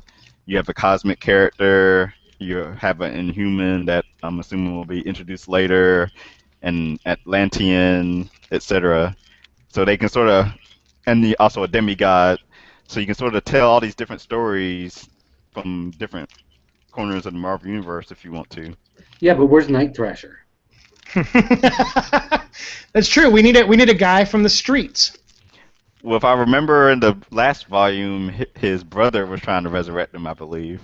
That's true. I'm not sure what happened with that because I was he also a superhero skateboarder? I think skateboarding was out of style back then. Maybe he was a parkourer. Maybe he used super heroic pogs in order to keep the bad guys away. Yeah. I think these kids should have on that one. Yeah, you did. I think these kids should have the Prowler as their mentor. And then Spider-Man's going to end up really mad. I don't want to spoil anything people haven't read about. I'd like stop myself in the middle of that sentence. I love Chris Yost his writing. I've liked him for years, and he wrote the crap out of Scarlet Spider. I thought the fact that we had a Scarlet Spider book after everyone just totally writes off the Clone Saga as the worst Spider-Man story ever, which I challenge you to go read the other before you say that about this Clone Saga. But he wrote the living crap out of Scarlet Spider, and that book was amazing. And so to see him continue that on, bring back characters that I love like Speedball and everybody, and do a new Warriors book, and not call it all new Warriors. I love that. But to have Scarlet Spider and Araceli in the team with them, it's like that first issue was great. Marcus's artwork, like you said, is beautiful, and I'm gonna buy every single issue. When did Speedball go back to being Speedball? Wasn't he like some he was Penance 9 Inch Nails guy for a while? Yeah, he was Penance, and he was wearing like an Iron Maiden costume, but they kind of, I guess they're not brushing on that, and I'm kind of okay with that because I'm actually not a big fan of Civil War anyway. So I think they kind of swept it under the rug a bit, that part. Yeah. Although all of his teammates are still dead somehow. Yeah. But hey, life goes on. Yeah, I mean it's a comic book. They'll be back. Better be. They'll always be back. Oh, I was thinking, wait, isn't Justice and Speedball a little too old to be with the New Warriors or something? I figured they had an age limit for the New Warriors at this point. Well, clearly don't age, remember? Yeah, well clearly not. Yeah, true, but I mean, Speedball was at least, well, as far as I remember, when he was Penance, he was like a little older or whatever. Yeah, so they aged him a little bit. Yeah, he was. Yeah, I think I would always because there was that issue in the Abnett Landing Nova where Richard Rider comes back to Earth and sees Speedball and sees that he's become Penance, and they had that like really heartfelt conversation, which I loved. But that showed that they were both like in their 20s. I thought he was older. So yeah, I don't know. It looks like they just retconned that. Yeah, rip DNA. Well, it was that bomb that the Inhumans set off. It actually worked differently on him, and it regressed his aging 10 years. So. Wait, you writing that story you're trying to tell us? I work secretly for Marvel fixing plot holes. I've got a whole run of Bendis to work with. Yeah, I was going to say, you're doing a lousy job then. Nice. I want to bring up... hello, by the way, new person. Oh, how you doing? It's Radicat here. This is Siike and Omar. Yes, sir. All right, how you doing? Right. Oh, he said it correctly. Yeah, he paid attention to the email. Pretty much. You weren't supposed to give that away. Damn it. And I don't appreciate the dirt you gave me on my pick of the week, man. I was saving that. Oh, geez. Oh, you caught that, huh? Yeah. Well, I mean, there are very few books on the market that are made specifically for your demographic, and so I thought it was worth pointing Except out. for the one I'm about to write, so don't. I like I'm sorry, I wasn't supposed to say that. Never mind. As Derek displays it yet again. Yeah. He's writing Caveman now. Dun dun dun. Dun dun dun.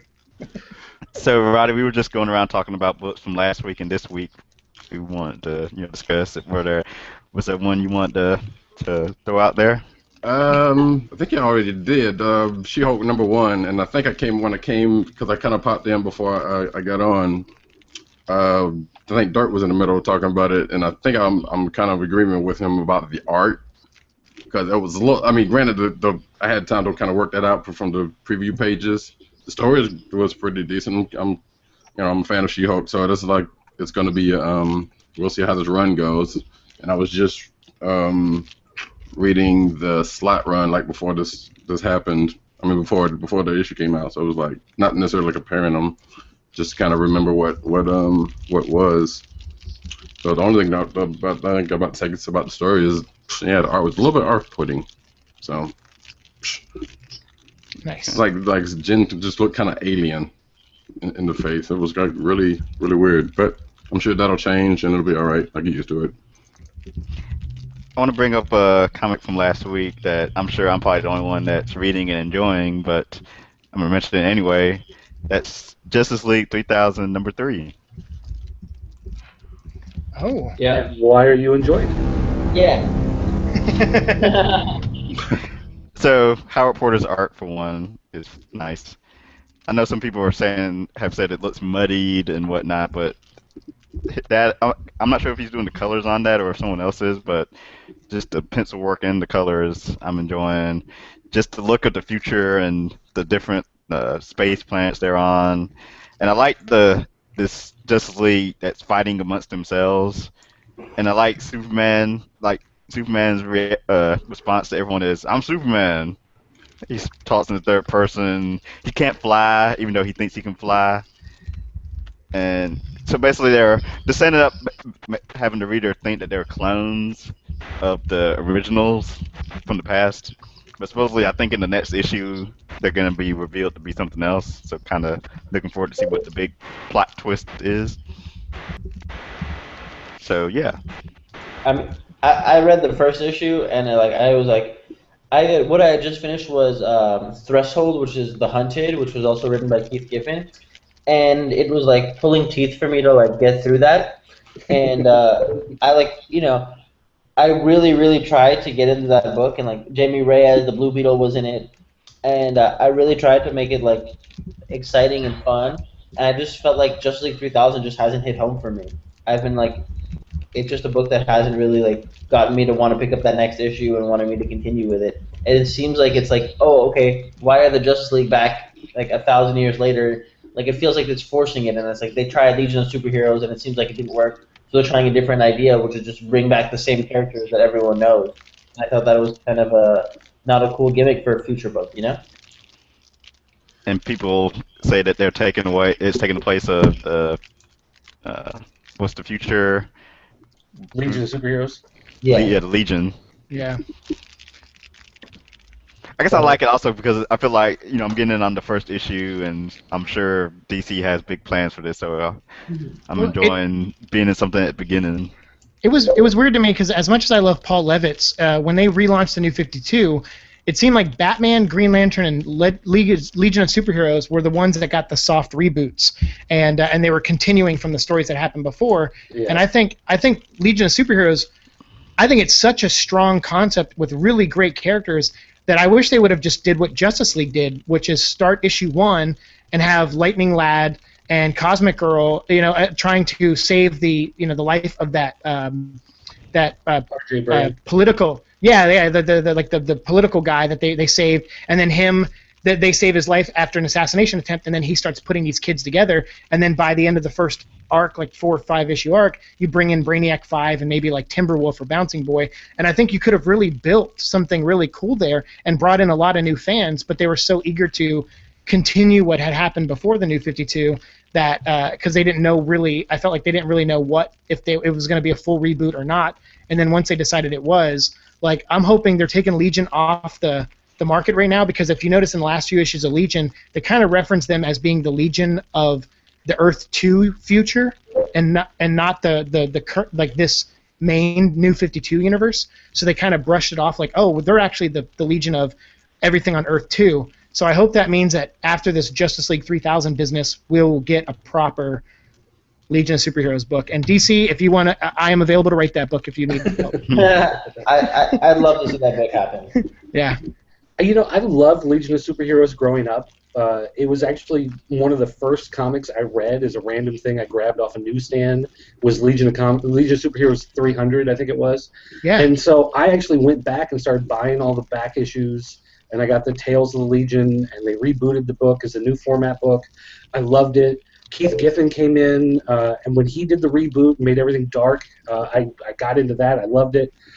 And then they did Zero Hour, which just trashed on everything and flushed it down the toilet, and I stopped reading. And I tried, the last couple times they tried to reboot Legion, I tried to get into it, and I just couldn't. And the New 52, they said, well, we're doing a new Legion, Legion #1. I was so excited. I was like, I'm going to get on that book. I'm going to read that book. And I picked up the first issue, and it was just a continuation of the old series. Yeah. And I was like, this was your opportunity to get me back as a reader, to flush the clone thing away and the moon blowing up, and get away from all that, go back to square one and try something. And they just didn't do it, and I was so disappointed in that. So if they come back with a fresh reboot, starting back with the origin, then I'll be on board. But I just couldn't take what they did in the New 52. Yeah. I agree. I couldn't agree more, man. I really wanted to see that thing. I really wanted to see Legion be rebooted completely, and it was just like, no, we're gonna continue because we feel like it, and it has done well. Then they had, weren't there 2 Legion books out when the new 52 launched? Well, there was Legion don't say Lost. Legion Lost. Don't say Legion Lost. Too soon. Too soon.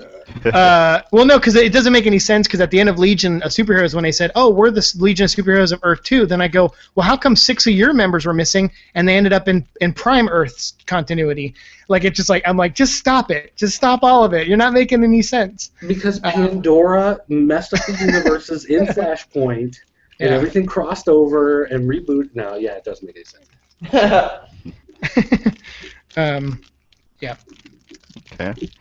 Let's see, anything else worth mentioning? I did enjoy the Winter Soldier, The Bitter March #1 from last week. Oh yeah, I can't wait for that movie. Holy cow! The movie's gonna be awesome. Yeah, it's gonna be pretty great. You know, Yeah. I actually didn't have any plans on reading that book at all. Whatever. I'm not a big Captain America guy. Rick Remender. Well, but the thing was, Marvel did this thing where if you ordered like a certain amount of copies, they doubled the amount of copies they sent to your store for free. Sure. So we suddenly had this gigantic stack, and half of them were free. So I was just like, okay, well, I guess one of these free ones is mine. So I decided to go ahead and read it, and I loved they basically made him into James Bond character. Yeah. Or, he's in like Flint. I thought that was great. And so, that caught me, and that was the type of book that I didn't expect to like at all, but I'm definitely going to be sticking with the series, at least for the short Jesus term. Christ! And in like Flint, I'm gonna hug you.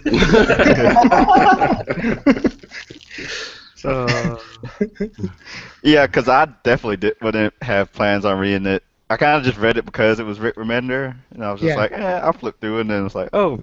And then the whole back and forth between Shin and White Nick Fury, Nick Fury Prime. No, Nick Fury. His name's just Nick Fury. Nick Fury Prime. White Nick Fury. Gotta distinguish for the certain readers. I've met Samuel Jackson. This not to humble brag, but Samuel Jackson used to come into Golden Apple every once in a while, and when he wasn't filming movies, and he came in once and he goes, "Hey, he would want us to save all the Nick Fury books for him, like anything that Nick Fury was in, Ultimate Nick Fury." And some new person put a White Nick Fury book in his stack, and he goes, What's Hasselhoff doing in my stack?" Oh no. Hasselhoff. Yeah, and he's like, I don't want the Hasselhoff in my stack. I'm like, sorry, we got a new person. He's like, get that out of my stack. I'm like, all right. That's hilarious. Oh, I will mention one other book from this week, and I'll end it for, at least my stuff for this week. Amazing X-Men #4. Yes. Oh yeah.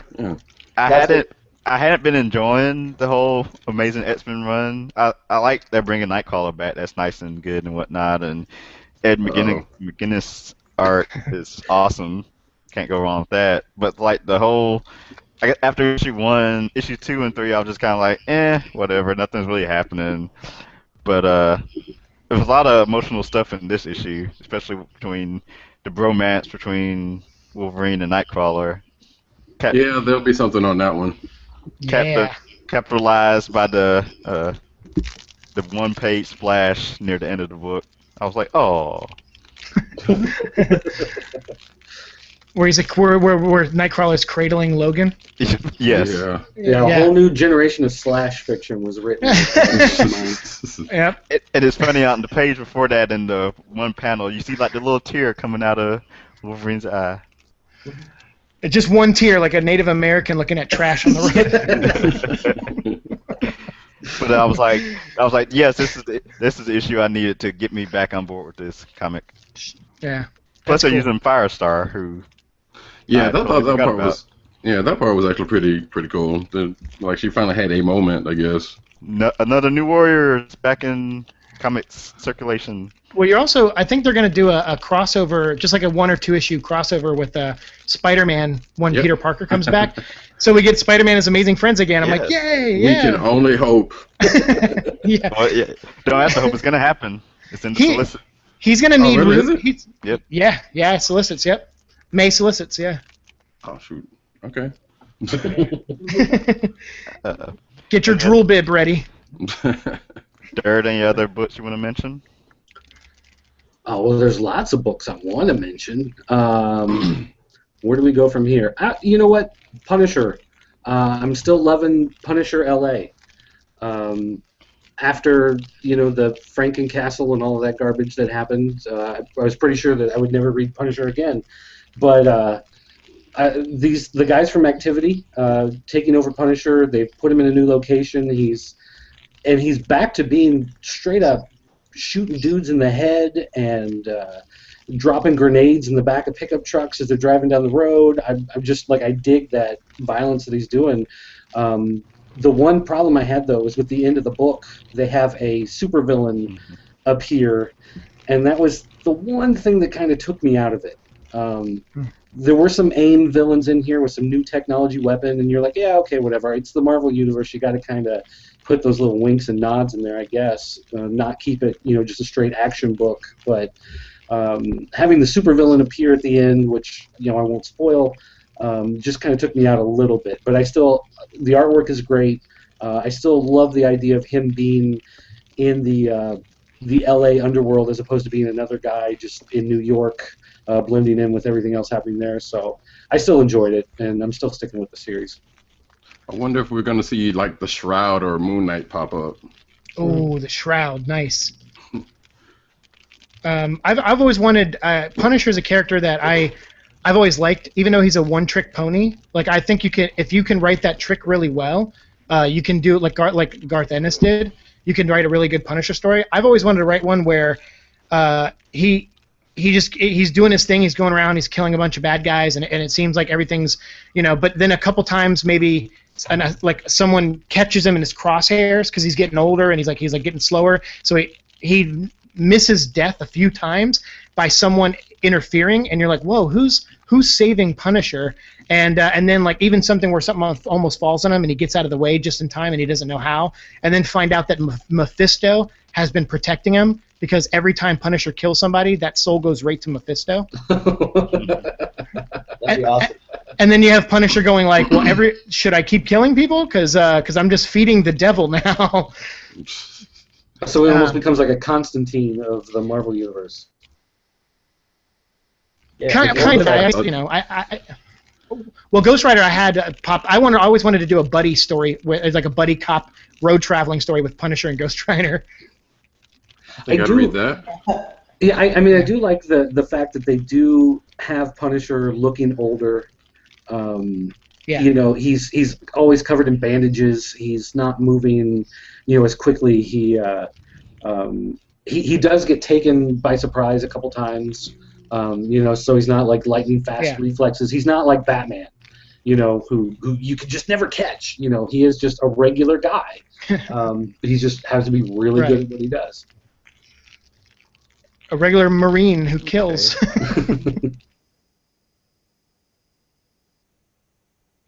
He's like Nice. Oh, for Omar and Siike, what we call Click of the Week is basically we pick one comic to be our pick of the week. So Nice. I shall go first. Between Amazing X-Men #4 and New Warriors #1, I'm gonna go New Warriors #1 because I'm a homer.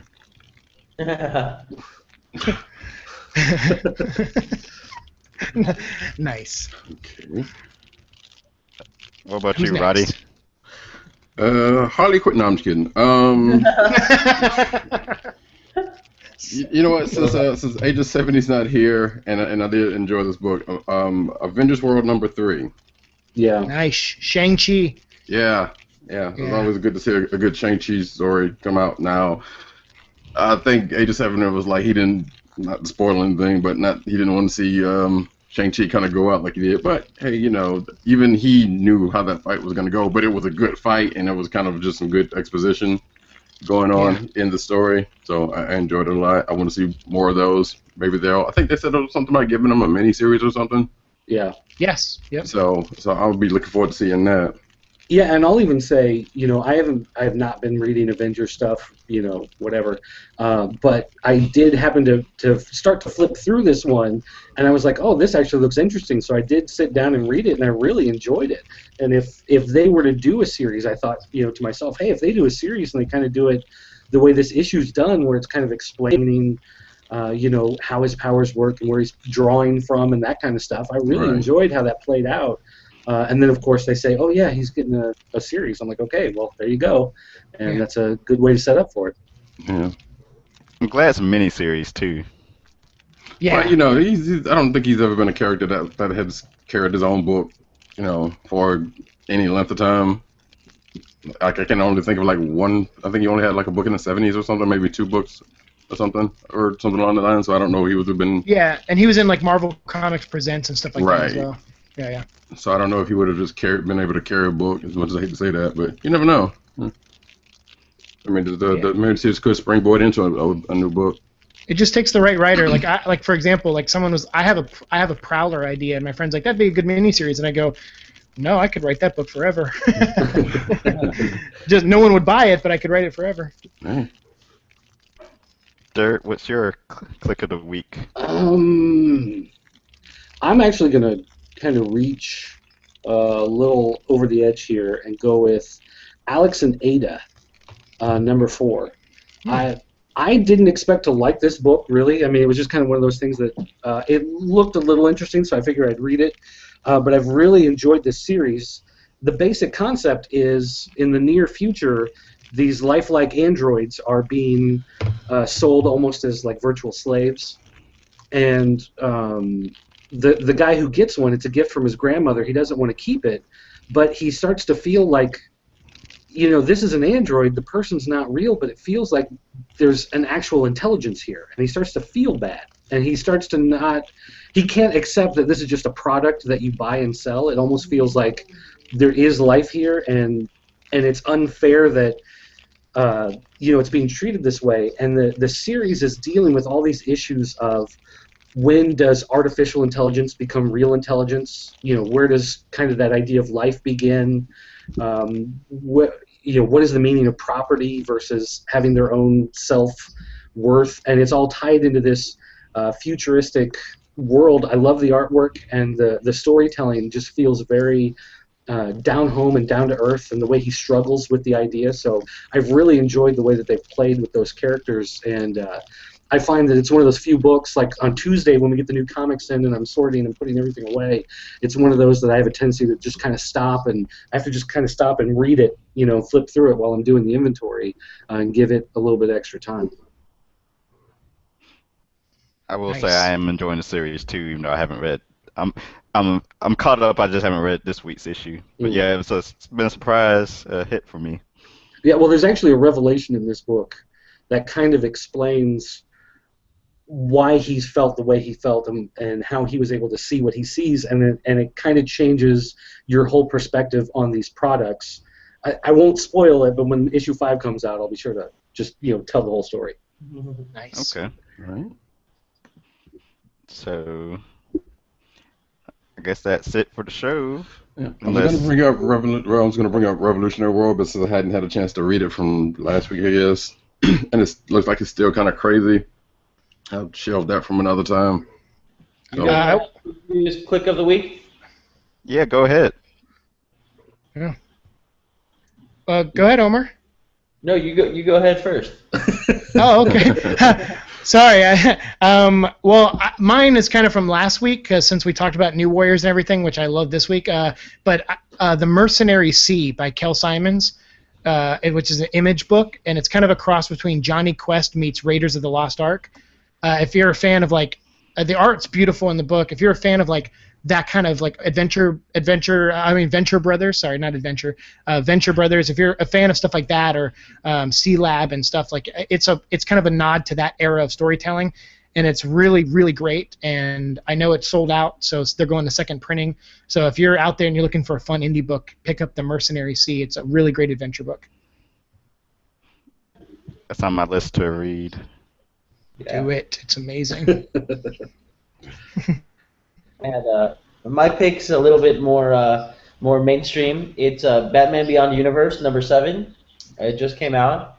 That book has just been so much fun, from a crossover from an animated universe into the comic book universe, and for that, it just seems like it's like the perfect kind of like continuation of that story that like it would never make it to TV because it's so wild and so out there and so much changes throughout the storyline.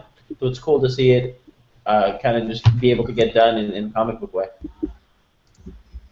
Yeah, I'm like on issue 4 or 5 of the digital, and it just came out so often it was hard for me to keep up with it. I do plan on hopefully going back to read it. Yeah, you should. It's a blast. Cool. So that's all everybody's clicks of the week, and of course, as Cat said, Agent 70's pick was Avengers World #3. So I want to thank our guests for staying throughout the entire episode, Omar and Siike. Yeah, thank you very much. Thanks for having us on, man. Really fun talking about comics. If you've got any other things in the future, like Monomyths or anything else you need to promote, you're more than welcome to come back on the show. Sweet, thank you. We'll definitely be back, and hopefully you guys check out Thaniel #1. I know you guys have already read, but Thaniel's 2 through 4. I hope you guys enjoy it and love it. So. Yes, we will. So on behalf of Dirt and Cat and Agent 70, who's not here, I'm Tim DLWG, and we are the Comic Book Chronicles, and we are signing off. Bye. Bye.